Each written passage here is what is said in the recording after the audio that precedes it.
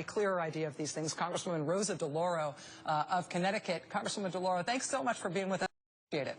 Thank you very much. Delighted to be here. I know that you're right in the middle of everything because I can see it happening on our other camera. What's happening right now, and what should we expect over the next couple of hours?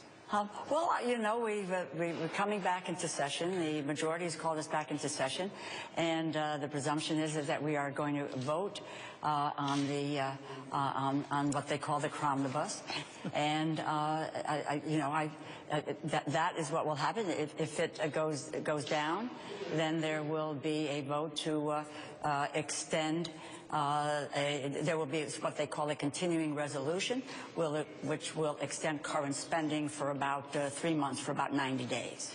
Do you know how you're going to vote on that first measure you'll be asked to vote on, which has these? Yes, I declared early today. I spoke on the floor of the House, and I will oppose the legislation. And I am the ranking member of the senior Democrat on the Appropriations Subcommittee of Labor, Education, Health, and Human Services. So I worked hard on the bill, and quite frankly, our problem with the appropriation is the allocation we received in order to fund education and health care and worker training and all has been shortchanged over the years. That being said, that there's some very serious problems in this bill, and that is what was added in.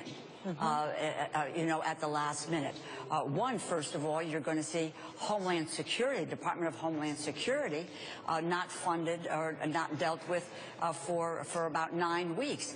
This really deals with the national security of this nation, and it's all because Republicans don't like the president's executive order on immigration.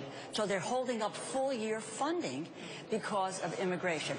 Secondly, what has been added with regard to the unraveling of Dodd-Frank, and once again turning people's lives over to the banks whose transactions, as you know and I know, Rachel, that the jeopardy that families were put in. They lost their homes, they lost their jobs, they lost their savings, and my God, why would we want to repeat that again? And then we're going to see that seniors are going to be shortchanged on pension benefits. These are people who have earned a retirement, worked all their lives, and we are putting their security in jeopardy as well. And I have encouraged my colleagues to vote against this legislation because I believe that it is one of the worst egregious pieces, and I think you will concur with this, is this allows individual contributions in campaigns of over a 2-year cycle, $1.5 million.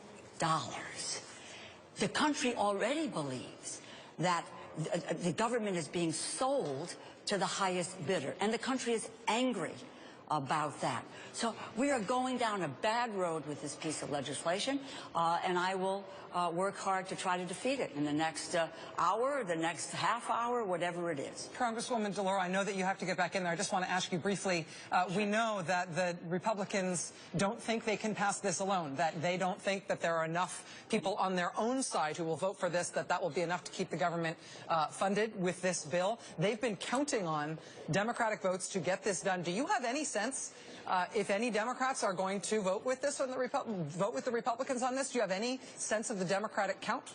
I don't have numbers, and I think that is, I don't believe that anyone has numbers at the moment. I believe overwhelmingly Democrats will vote against it.